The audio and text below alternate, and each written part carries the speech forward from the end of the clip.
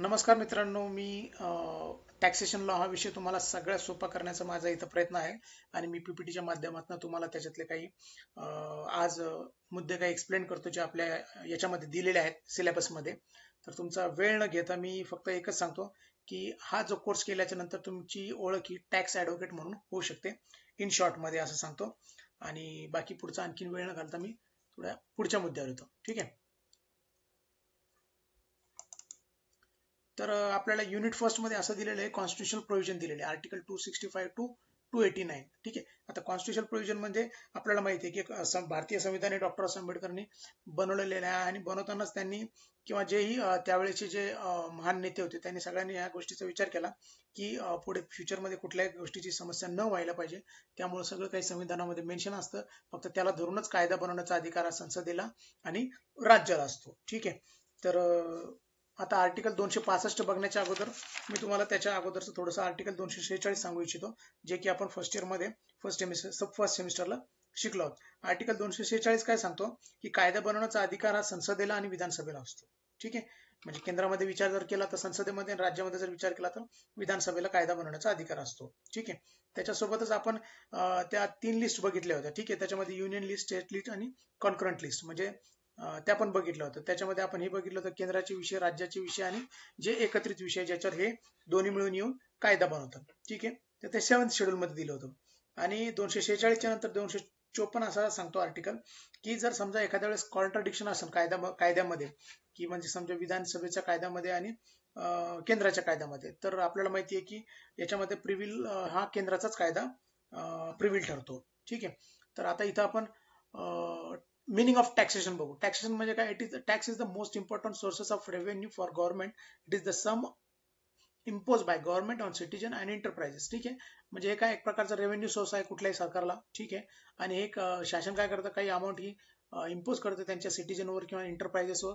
ठीक आहे. आणि ह्या अर्थव्यवस्थेच्या दृष्टिकोनातून, त्याच्या विकासाच्या दृष्टिकोनातून महत्वाचं आहे. कारण जर अर्थव्यवस्था झाली म्हणजे जर समजा कलेक्शन रेव्हेन्यू जर गोळा झाला तरच शासन याच्यातून काहीतरी बहुजन हिताय बहुजन सुखाय निर्णय घेऊ शकते. आता बहुजन हिताय बहुजन सुखाय निर्णय म्हणजेच काय थोडक्यात, की शासन काय करू शकते की याचा कुठल्याही पब्लिक प्लेस किंवा कुठल्याही पब्लिक गोष्टी, जसं आपण रोड झाला, रस्ता झाला, शाळा झाली, सरकारी हॉस्पिटल झाले, हे जे ब्रिज झालं, हे सगळं तयार करताना त्याच्यावर ते पैसे याच्यातून खर्च करू शकतात. ठीक आहे. तर त्याच्यानंतर 3 लिस्ट पण आपण आता बघितली, कॉन्करंट लिस्ट. ठीक आहे. त्याच्या पुढे जे आहे ते आता टॅक्स. टॅक्स म्हणजे याचे कॅरेक्टरिस्टिक काय, टॅक्सचं महत्व काय किंवा त्याचे वैशिष्ट्य काय. तर tax is a compulsory contribution. Taxes are levied by the government. ठीक आहे. टॅक्स लेविडच लावतो ते आपण बघितलं. ठीक आहे. त्याच्यानंतर tax is collected from the common benefit. ठीक आहे. Burden on individual to pay tax. ठीक आहे. And significance of tax. हे असे काही 5 मी मुद्दे बनवले आणि त्याच्यामध्ये ते तुम्हाला एक्सप्लेन करतो. तर टॅक्स इज कंपल्सरी कॉन्ट्रीब्युशन म्हणजे काय? Tax is a compulsory payment to government from citizen without expectation of any direct return. म्हणजे थोडक्यात काय की हे जो टॅक्स लॅबच्या याच्यामध्ये येतो. ठीक आहे. त्याला ते गव्हर्नमेंटला कॉन्ट्रीब्युशन करावंच लागतं, पेमेंट करावंच लागतं. ठीक आहे. विदाउट एनी डायरेक्ट रिटर्न म्हणजे मला याच्यापासून बेनिफिट नाही असं म्हणून तो नाकारू शकत नाही. ठीक आहे. It is a compulsory contribution, no one can refuse to pay it. ठीक आहे. हे कंपल्सरी कॉन्ट्रीब्युशन आहे जो त्या टॅक्स लॅबच्या याच्यामध्ये येतो. ठीक आहे. Taxes are levied by the government. Second. ठीक आहे. तर त्याच्यामध्ये काय आहे की आपल्याला माहिती आहे की only government has right to impose and collect taxes in the country. No one other than government has this right. ठीक आहे. म्हणजे शासनाशिवाय दुसरं कोणीही तुम्हाला म्हणू शकत नाही, शेजारचा सुद्धा तुम्हाला म्हणू शकत नाही की आम्हाला एवढ्या गोष्टीचा भत्ता द्या किंवा भाडं म्हणजे हे द्या. थोडक्यात काय, हा अधिकार जो टॅक्स कलेक्ट करण्याचा आहे थोडक्यात तो शासनाला आहे, कलेक्ट करण्याचा आणि लावण्याचा. ठीक आहे. Tax is collected for the common benefit. आपण बघितलं की कॉमन बेनिफिट म्हणजेच काय, शाळा, कॉलेजेस, बिल्डिंग, एज्युकेशन किंवा रोड, रस्ता हे काही बनवण्यासाठी या सगळ्या रेव्हेन्यूचा उपयोग केला जातो. Burden on individual to pay taxes म्हणजेच काय, इंडिव्हिज्युअल टू पे टॅक्स आपण वरती बघितलं, जो व्यक्ती टॅक्स लॅब मध्ये येतो त्याला टॅक्स भरावा लागेल. ठीक आहे. No one can force a person to pay tax except government. ठीक आहे. शासना व्यतिरिक्त कोणी आपल्याला फोर्स करू शकत नाही. If a person income is above the exemption limit only he is bound to pay tax. ठीक आहे. जो त्या अबव एक्झम्पशनच्या लिमिटच्या वरती असेल त्यालाच तेवढा टॅक्स भरावा लागेल. तर त्याचे टॅक्स लॅब येते आपण पुढे बघणार आहे, 5%, 10%, 20% आणि 30%. ठीक आहे. आणि दुसरी गोष्ट, याला जो टॅक्स याच्यामध्ये येतो, दायऱ्यामध्ये येतो, तो मना पण करू शकत नाही, मी टॅक्स भरू शकत नाही म्हणून. ठीक आहे. त्याच्यानंतर सिग्निफिकन्स आपण अगोदरच बघितलं की प्रायमरी एज्युकेशन, त्याच्यानंतर अफोर्डेबल हाऊसेस किंवा सार्वजनिक सुविधासाठी या पैशांचा उपयोग होतो. ठीक आहे. त्याच्यानंतर आपण प्रत्यक्ष आर्टिकल 265 मध्ये येऊ, जे की युनिट फर्स्ट मध्ये दिलेले. आर्टिकल 265 काय सांगतो आपल्याला, 265 काय सांगतो, no tax shall be levied और collected except by the authority of law. Levy of taxes must be within the legislature period power. म्हणजे मी अगोदर सांगितलं तुम्हाला की टॅक्स लावण्याचा गोळा करण्याचा अधिकार आहे, अथॉरिटी ऑफ लॉ आहे. Levy of taxes must be within the legislature power. त्यांचे जे पॉवर आहे लेजिस्लेचरचे, त्यांच्या पॉवर मध्ये ते टॅक्स लावू शकतात, गोळा करू शकतात, अधिकार त्यांना आहे. ते आर्टिकल 265 सांगतात. ठीक आहे. 266 काय सांगतं की याच्यामध्ये दोन फंड दाखवलेले आहेत. एक तर कन्सॉलिडेटेड फंड दाखवले, दुसरं जे आहे पब्लिक अकाउंट फंड दाखवले, पब्लिक अकाउंट ऑफ इंडिया दाखवले. ठीक आहे. ठीक आहे.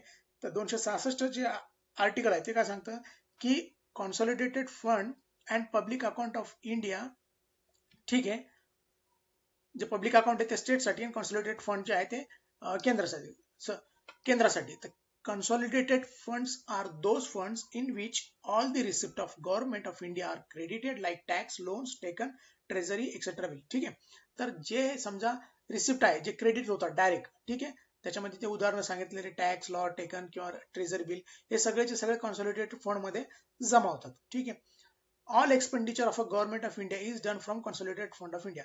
जो काही शासनाचा जो खर्च असतो, जसं मी तुम्हाला सांगितलं, बीज बनवण्यासाठी पैसे, शाळा बनवण्यासाठी पैसे, किंवा कुठल्याही सार्वजनिक हितासाठी जे पैसे जे काढले जातात, खर्च केला जातो, ठीक आहे, तर ते याच्यामध्ये पार्लमेंटच्या परमिशन शिवाय काढल्या जाऊ शकत नाही. म्हणजे पार्लमेंटची इथं संसदेची मंजुरी येथे आवश्यक आहे. ठीक आहे. त्याच्यानंतर दुसरं पब्लिक अकाउंट फंड काय आहे, पब्लिक अकाउंट फंड काय आहे, which are not created in consolidated fund are created to public account. जे की कॉन्सॉलिडेटेड फंड मध्ये जमा केले जाऊ शकत नाही, ती अमाऊंट पब्लिक अकाउंट फंड मध्ये जमा केली. This includes remittances, provident fund, deposit and so on. ठीक आहे. त्याचे काय उदाहरणं दिलेले पब्लिक अकाउंट फंड मध्ये काय जमा होतं, तर रेमिटेन्सेस, प्रोव्हिडंट फंड, ठीक आहे, डिपॉझिट अँड सो ऑन. ठीक आहे. तर हे काही याचे उदाहरण आहेत कॉन्सॉलिडेटेड पब्लिक अकाउंट फंडचे. ठीक आहे. पुढे आर्टिकल 267 काय सांगतो आपल्याला की कॉन्टिजेन्सी फंड. आपण अगोदरचे दोन फंड 266 मध्ये बघितले, पब्लिक अकाउंट फंड आणि कॉन्सॉलिडेटेड फंड ऑफ इंडिया. ठीक आहे. हे कॉन्टिजेन्सी फंड आहे. कॉन्टिजेन्सी फंड म्हणजे काय, हे मेंटेन बाय प्रेसिडेंट. ठीक आहे. हे राष्ट्रपतीद्वारे ची दखल घेतली जाते. ठीक आहे. And held by finance secretary on behalf of president. ठीक आहे. त्याची सर्व जी पाहणी किंवा जबाबदारी असते ती फायनान्स सेक्रेटरी बघतो. Such funds are use at the time of emergency. अशा फंडचा वापर आपण एखाद्या विशिष्ट इमर्जन्सीच्या काळात आपण त्याचा करतो. जसं इथं उदाहरण natural calamities like flood, tsunami, earthquake etcetera. आणि आपण आता सध्याला कोरोना व्हायरसचं पण असं उदाहरण घेऊ शकतो की एक प्रकारची इमर्जन्सी आहे. ठीक आहे. तर ते सगळेचे सगळे जे आहेत ते कॉन्टिजेन्सी फंडशी संबंधित आहे. ठीक आहे. Emergency related. ठीक आहे, किंवा नॅचरल क्लायमेटी. आर्टिकल 268 काय सांगतो, under this article it is explain that the duties levied by the union but they are collected and appropriated by the state. अशा काही 268 सांगतो की अशा काही ड्युटीज आहे जे केंद्र सरकार लावतो आणि त्याला जो गोळा करण्याचा अधिकार तो त्यांनी राज्यांना दिलेला आहे. त्याचं उदाहरण ते stamp duties, excise duties, medical, toilet etcetera. ठीक आहे. त्याच्यानंतर आर्टिकल 269 काय सांगतो की taxes levied and collected by central government but assigned to the states. ठीक आहे. लावले जातात, इम्पोज केले जातात केंद्राद्वारे, परंतु त्यांना ते राज्याशी हे केले जातात, असाइन केले जातात. ठीक आहे. त्याच्यानंतर ड्युटीज इन रिस्पेक्ट ऑफ, आता त्याचे उदाहरण काय, duties in respect of succession to property other than agriculture land, state duty in respect of property other than agriculture land. ठीक आहे. त्याच्यानंतर टर्मिनल टॅक्सेस ऑन गुड्स और person carried by railway, ports और airlines, taxes on railway fare and freights, taxes other than stamp duties on transaction in stock exchange and future stock. ठीक आहे. तर या अशा काही प्रकारचे जे काही आहेत जे केंद्र सरकार लावतं, कलेक्ट करतं, पण त्याला जे असाइन म्हणजे त्याचा जो असाइन जे आहे ते त्याला केंद्र सरकारशी केलं जातं, सॉरी राज्य सरकारशी केलं जातं. ठीक आहे. त्याच्यानंतर आर्टिकल 269A. ठीक आहे. म्हणजे याच्यामध्ये आपण बघितलं की 2016 मध्ये 101 फर्स्ट अमेंडमेंट झालं होतं, त्यावेळेस जीएसटीचं आपण बघितलं होतं. ठीक आहे. Levied and collection of goods and service taxes in course of intrastate trade and commerce. ठीक आहे. जे इंट्रास्टेट म्हणजे एकाच राज्यामध्ये अनेक प्रकारचे टॅक्स चालवले जात होते. ठीक आहे. काय तर त्यामुळं जीएसटी हे आणले गेलं होतं. ठीक आहे. तर goods and service tax is collected and levied bye central government of India. ठीक आहे. आता goods and service tax is collected and levied, लावलं कोणी, केंद्र सरकारनेच लावलं आणि कलेक्टेड सुद्धा मॅक्झिमम काही केंद्र सरकार करतं. ठीक आहे. It is not a part of consolidated fund, rather it is divided into unit. ठीक आहे. याचा आणि त्या बाकीचे जे आपण जे शिकलो कॉन्सॉलिडेटेड फंड ऑफ इंडिया किंवा बाकी जे आणखी नाही पब्लिक फंड ऑफ इंडिया आणि कॉन्टिजेन्सी फंड यांचा आणि या तिघांचा काही संबंध नाही. हे जे आहे ते डिवाइड होतात इक्वल अमाऊंट किंवा काही रेशोमध्ये युनियन आणि राज्यामध्ये. ठीक आहे. केंद्रामध्ये आणि राज्यामध्ये. ठीक आहे. Basis of the law made by parliament, जे संसदेमध्ये कायदा बनवलेले त्याच्या आधारावर. ठीक आहे. आणि याला जीएसटी काउन्सिलचं रिकमेंडेशन महत्वाचं असतं. आर्टिकल 270 काय सांगतो? Article 270, this article talks about those taxes which are levied and distributed between union states, म्हणजे राज्यामध्ये आणि केंद्रामध्ये हे लावले आणि डिस्ट्रीब्यूट केले जातात. ठीक आहे. दिस. ठीक आहे. त्याच्यानंतर सरचार्ज, त्याच्यातले काही उदाहरणं त्यांनी सांगितलं होते. एक्सेप्ट कुठले? 268, 269 आणि 269A. ठीक आहे. Surcharge on tax on duties in article 271. ठीक आहे. 271 मध्ये सांगितलेले surcharge on taxes and duties याच्याबद्दल सांगितलेले. Cess is levied for specific purpose. Cess काय आहे? एका विशिष्ट पर्पज साठीच तो लागू केला जातो under any law made by parliament, ज्याच्यासाठी एक संसद कायदा बनवते. These laws are not part of CFI म्हणजे कॉन्सॉलिडेटेड फंड ऑफ इंडियाचा तो काही पार्ट नाहीये. And they are divided on the basis of finance commission. Finance commission recommend करतो आणि त्या आधारावर ते डिवाइड केले जातात on the recommendation of president. ठीक आहे. त्याच्यानंतर सेस आणि सरचार्ज मध्ये फरक काय?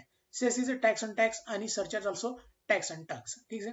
सेस काय सांगतो की it is describe under article 270 of the Indian constitution. It is also called sub tax. ठीक आहे. एक तर 270 मध्ये याचं मेन्शन केलेलं आहे किंवा डिस्क्राइब केलेलं आहे आणि याला आपण सब टॅक्स सुद्धा म्हणू शकतो. फक्त याचा फरक एवढाच आहे, सेस हा स्पेसिफिक पर्पज साठी ठरवला जातो. ठीक आहे. आणि cess go to consolidated fund of India. ठीक आहे. सेस हा कन्सॉलिडेटेड फंड ऑफ इंडिया मध्ये जातो, कारण तो एका विशिष्ट पर्पज साठी ठरवला जातो. त्याचे काही उदाहरण एज्युकेशनल सेस, स्वच्छ भारत सेस एक्सेट्रा. ठीक आहे. Surcharge is also tax on tax. ठीक आहे. सरचार्ज पण काय आहे? टॅक्स ऑन टॅक्स आहे. It is levied on a specific limit, usually higher income group. ठीक आहे. हा जो आहे एका हायर इन्कम ग्रुपवरच लावला जातो. ठीक आहे. कुठला? सरचार्ज. तर मला वाटतं इथपर्यंत तुम्हाला काही अडचण नसावी, काही असलं तर मला कळवावे. ठीक आहे. आणि तुम्ही हा व्हिडिओ ऐकला त्याच्याबद्दल तुमचं मनपूर्वक धन्यवाद. काही चुकत असेल, काही मिस्टेक होत असेल तर प्लीज कळवावं. थँक्यू.